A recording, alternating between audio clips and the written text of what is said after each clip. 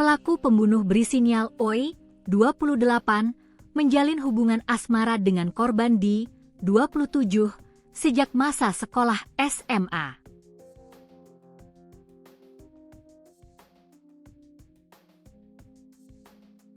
Demikian disampaikan langsung oleh paman pelaku, Mardi.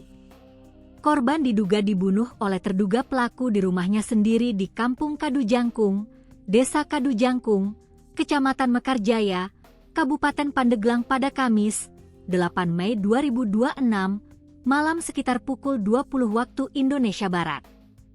Pacaran sudah lama sejak SMA, ujarnya saat ditemui di kediaman rumah korban di Kecamatan Saketi, Pandeglang. Mardi mengatakan bahwa korban sudah sering berkunjung ke kediaman rumah pelaku.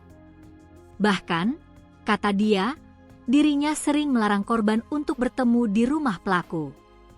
Sering, bahkan saya larang biar gak ketemuan di rumah gitu, gak boleh, katanya. Ia mengaku baru mengetahui korban meninggal dunia setelah kedatang polisi ke rumah pelaku. Tak hanya dirinya, ibu pelaku pun juga tidak mengetahui. Saya tahu meninggal barusan, jangankan saya, mamanya juga tidak tahu. Tahu-tahu ada polisi aja, ungkapnya.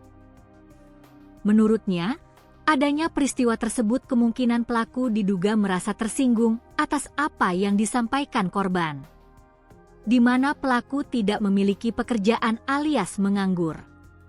Mungkin tapi ya, ninggung perasaan dia, pelaku, kerjaannya nganggur, gelap mata kali, ujarnya.